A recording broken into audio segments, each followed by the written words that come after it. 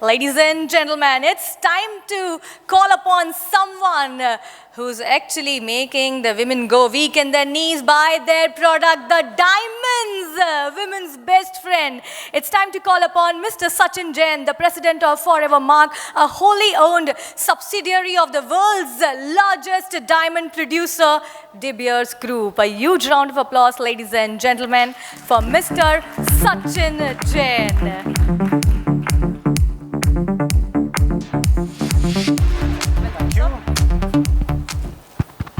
Thank you very much for the very kind introduction. Weakness on the knees, I don't know about that for sure. I hope my wife doesn't listen to that. And I think it's great and honor for me to be here addressing this August gathering. And 2 points that I picked up from Stephen. One was that this continuance of tall people as speakers here. I think it's something that you guys have decided at exchange4media.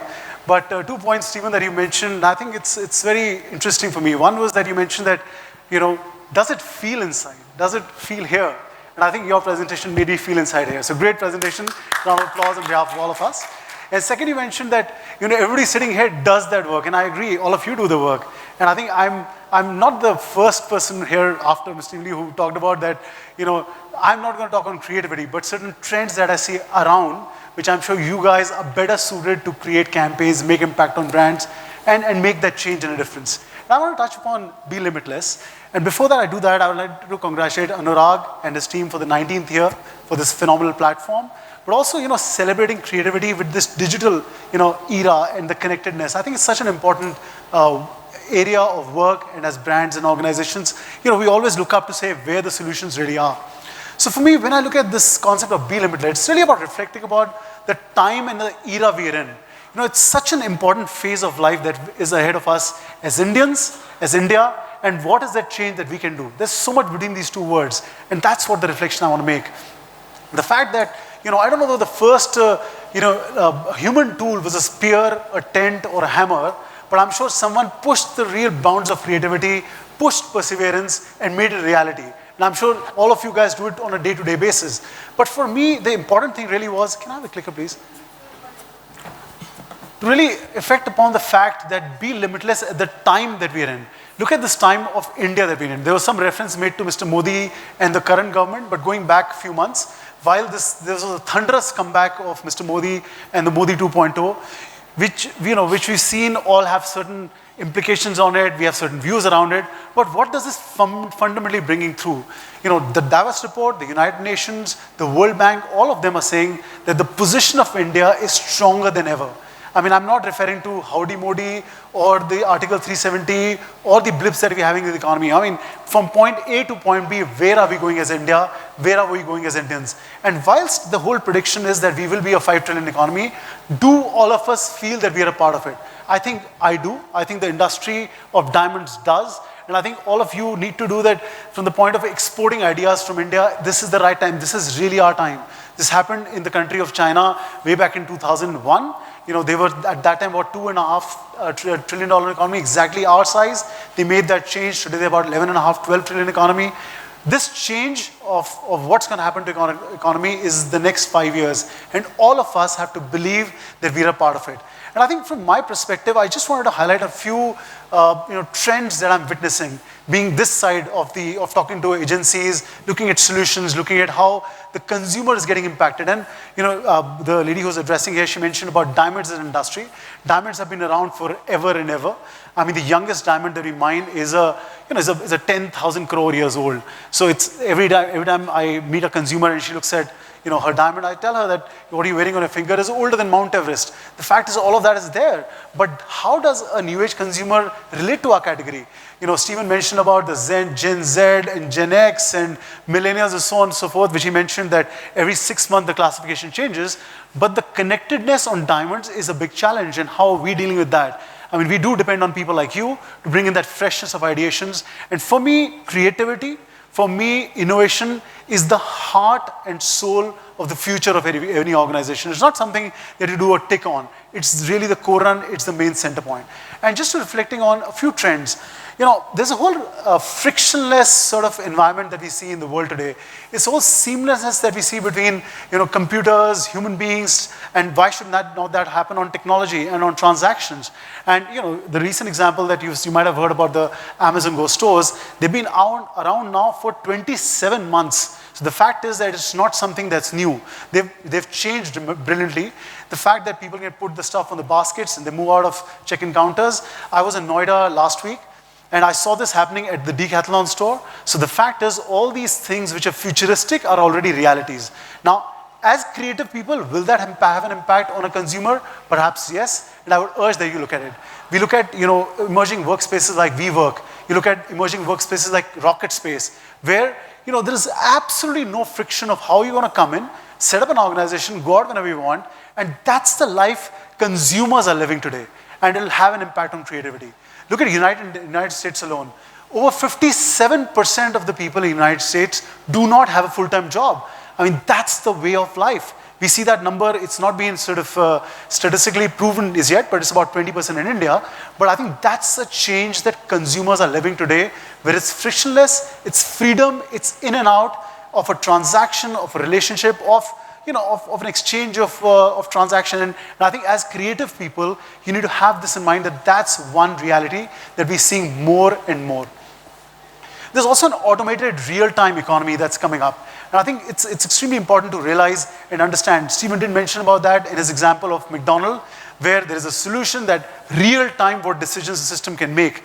But I think just more than that. I mean, today there are over 30 billion IoT devices in the world. People are talking to one another. There was a reference made of Facebook, which has 1.6 million updates every minute. I mean, there's things happening online, real-time right now. We're getting into an era of driverless cars. Just to share with you, like the impact that'll have on the economy. Like tomorrow, if you want to drive from here to, let's say, Cuff Parade, and it takes you, and you want to get there in 30 minutes of time, you're driving in your driverless cars, and there's a jam on the way, your car will have the capability to interact with the cars ahead of you. They'll make space for you, and some physical exchange of money will happen without you even knowing, and all will happen in real time. And that's the sort of power of things that are coming through. That's what we will live through. I mean, all of us perhaps in this room use Uber. There's a whole subject of surge pricing that's real.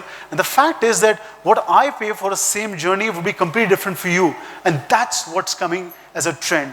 And again, as creators, as creative people, I would urge that you need to keep that in mind. What it also reflects upon is that, we all used to have this luxury of time to say, let's set out a strategy, let's run it by consumers in 3 months, let's get it to market in 9 months. All those eras are going to be behind us. And I think there's a big challenge that as a brand, I will pose to all you creative people to give me solutions on a day-to-day basis, on a weekly basis, on a monthly basis, because time, the luxury of time will not exist. The fact is, you've got to be real-time ready and active to respond to the needs of brands, of consumers, of retail, and so on and so forth. And I think that's an important one. There's also a shift that I'm seeing and noticing, and I'll give you a couple of examples of what I have experienced, is this output-based economy. And I think the whole fact that would a consumer want to invest on a product and brand and take the whole onus of the risk, whether it's successful, whether I'll have the perfect experience of the product or service? Perhaps not. That's also changing. You'll see more and more how brands will be asking the agencies to be a partner with them than the other way around. And there are two examples that I like to share. One is Rolls-Royce, which is today, Rolls-Royce, which is the largest airline manufacturing, engine manufacturing company in the world. Two biggest customers, Airbus, and Boeing. And today, Rolls-Royce is not selling engines anymore. It's purely based on, whether it's success based or not. They sell their engines by hour. So if you use my engine for 700 hours or 7,000 hours or 70,000 hours, they're different packages. And that's what is changing too. I was in Spain some time back, and it shocked me what I experienced over there. Government on the theaters of Spain, and I was in Madrid, there was a whole perhaps, and I came back and I sort of read about that. They'd wanted to up their sort of income and how the revenues can go up. And what they did was, when I went there, there was a stand-up comedy store, a stand-up comedy theater and a show going on. But the interesting thing was that whilst earlier, the price to enter this was about 20 euros, when I went there, the whole economy and what they've changed is that you pay, every seat has an iPad, and it's watching you experience that show. and you pay per laugh. So the fact is that while I'm around that show, I don't need to worry about the 20 euros. I perhaps, as I experience it, I pay. And when I went back, and I urge all of you to read about this very interesting case study, the revenues of the theaters in Madrid have gone up some 170%. The consumer gratification has gone up some crazy percent. But I think consumer is moving towards saying, if the outcome is based on what I expected, I'm willing to pay more. If it is not as per what I expected, forget it. But that's a trend that's coming, and as creative people, as people who are planning brands and working with brands, I think that's an important trend. And while a lot of brands are ahead in the curve of imagining what the consumers might need, I think they'll depend on you all to help them envisage and imagine what doesn't exist and what they can do. So that's an interesting one. Retail, and we, as a diamond jewelry company and a diamond company, we do a lot of work on retail. And I think in this ironic time where e-commerce is growing up, and the importance of real retail is stronger than ever. We believe that consumers are coming and experiencing what the brand stories are, in a more dedicated manner. And I'll give you two examples which I've experienced personally. I was at the Starbucks in Shanghai in November. I was there for an internship, and the Starbucks Reserva is a great idea. I urge all of you to please look it up in YouTube. It's a 49,000 square feet store where the coffee is priced 4 times than a regular Starbucks, which is around the corner. I went there on a Sunday, and the waiting was for 2 hours. And the fact is that it's augmented reality, it's a whole storytelling from A to Z. It's unbelievable what a consumer can experience on something as simple as coffee, something as simple as standard Starbucks coffee, which you can experience around this whole retail.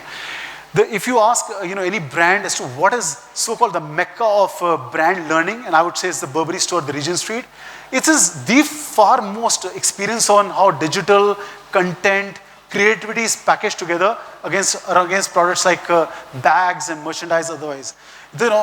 In this store in particular, they have so-called an experience for all your 5 senses every 2 hours.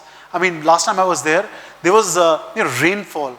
And at the 90th minute, you hear rainfall on the screens, you hear rainfall, which is just unbelievable. And I think the role of creativity is changing. The fact is there used to be a time when you were representing a brand, and if you have a campaign, the campaign is going live on television, on newspaper, a cutout of the same is put inside the store, it's not gonna work. It's a completely different science.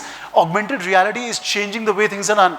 Predictive analysis of usages of AI are changing the way retail is operated. And again, the role lies with you as to how you guys are going to change that and be influencers of the change. I'll give you an example, something that we've installed in one of our stores in India. And it's a window of a storefront, which is digital. But the interesting thing is that today, it's very simple though, that these digital tools based on AI will be able to gauge whether you're a man or a woman, your age, whether you're in a group of 2, whether you're in a group of 3, whether you're in a group of 7, and give you the message based on your group and what you are. And that's the kind of stuff that's getting interacted. Today, as science is coming into the stores, and again, which stores are hot, not hot, how creativity can play is a very interesting area. And I think earlier brand campaigns looked similar on television, looked similar on a newspaper. We used to cut them out and put on retail. I think you guys will be the people who make that change, because that does not work anymore. It's changing slowly and steadily, but I think that change has to be faster, because that science is completely different. That technology, as Stephen was mentioning, what's coming in and how we need to be ready with it is completely different. Now, a lot of times people ask this question as to what is the largest emerging economy. And it's often said it's India or one country in Africa, so on and so forth. And I think there's lots of literature that's already been put on how the fastest growing economy in the world is the women economy. And I'm sure you guys have heard various reports, and Stephen mentioned about a variety of reports that all consultants refer to. But important thing in this is that a lot of times the decision making of a product or a category was families, were men and women together. Otherwise, and I think that change is happening by women deciding on it. And I can give you a classic example of what's happening in the jewelry business. In India, all of us, immaterial of what economic strata we are, or whichever region we belong to, all of us had a family doctor and a family jeweler. All of us buy jewelry. All of us buy jewelry, whether it's gold, silver, diamond, but all of us mentally know that it's a store of wealth. It's something that, at times when they're tough, we can go back and sort of get some resource out of. But importantly, for when I get into the business, the fact is that we feel that the big Indian wedding is the biggest time when diamond jewelry buys and jewelry sells and people buy. But interestingly, last 3 years we've noticed that the self-purchase is the fastest growing segment. It is already at 52%. There's enough available wealth within the hands of women, and that's changing. But how does that impact to brand messaging or communicating category? It's a completely different reverse. But I can tell you guys that, on brand or running a business's point of view, there's still, a lot of people living in the past and in an era where, we think that we are the kings, word is like this, it's not going to change. And I think I urge all of you to be that change, be that people who make that change. And brands today and companies today are willing to listen to that. The fact that today $18 trillion are in the hands of women, and that's not for saving or anything. That's something that gets used on products and brands and so on and so forth. It's a huge number. In the United States alone, 57% of couples who earn, 57% of them, women earns more than a man. In India, that's already at 28%. It's all changing fast. And the fact is that, this women economy and how that's going to impact traditional items. I mean, not just like a Surf Excel or a detergent, but how cars will change, how mobile phones will change in terms of the consumption, and the power they hold in the world will be immense. And do work on that. All of this concept about futurism and how digital era is coming up and impacting, and the whole equilibrium is moving. I think it's not sort of concrete unless we touch upon sustainability. And again, sustainability is something that various organizations in India have stood for it. Look at Tata's as a group, look at variety of other people who have embedded them in their culture, in their ways of operation. But if you say, have we done it well? It's a long way to go. And I think brand consultants, marketeers, innovators, and creative people like you have the role to play and work with the organizations to get to them to a point. I mean, the fact is, I've come across a variety of people who say, that's my purpose. But the reality is, when you dwell a little more, that's not the purpose. That's just a tick box to do. And more, we'll work with younger consumers. Again, without taking up the fact of which, millennial, Gen Z, whatever we call it, the fact is next year, 2020, 70% of India will be millennial or younger. And the fact is that, sustainability or making the right choices or caring for the world are standard. They are basics. And I think you guys have a role to get your clients and wider group of people to get more aligned on this. I mean, from perspective of De Beers, we do a whole lot of work. I mean, we believe the power it holds, or to saying that it's not just a bling. It's about something that you can bang behind, stand behind, make those changes. But sustainability on whichever area, whichever clients you're working for, is not an option. It's something that, and I can tell you, working on the business side of it, just a fraction of people really are on top of it, knowing what they're doing. A lot of them still need a hand-holding to get to a point which they're doing a very important role. And I think just before I end, I just want to touch upon, from a De Beers point of view, when we say it's about a brand, it's about a category that has to exist for so many years and perhaps has to relate to a younger consumer. We have this concept of what we call is building forever. And what we really say, it's not about just that bling. We want our consumers to be proud. When she looks at the ring, it reminds her of most beautiful occasion of her life. We want her to be proud of what she's wearing, whether that's done something good to the world, and so on and so forth, and really working closely with the communities. And I'll show you one video, which is a De Beers video, which the fact is we've not sort of transformed the category completely, but we've made presence of meaningful things that engage with audience of current. Can I please have the video?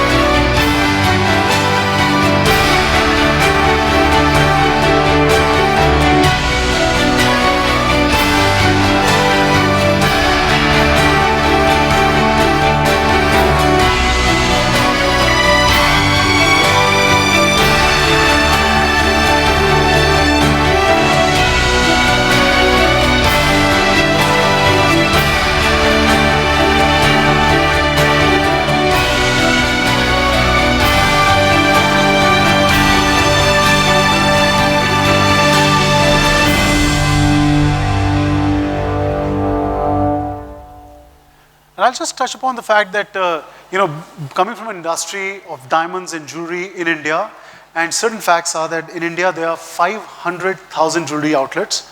The fact is that a lot of them are getting bigger and organized. The top, 5 of the top largest jewelry chains in the world are in India. 3 of the biggest consumers of gold are in India. And the fact is how the brands are managed, how they're looking at a future from a perspective of, consumerism.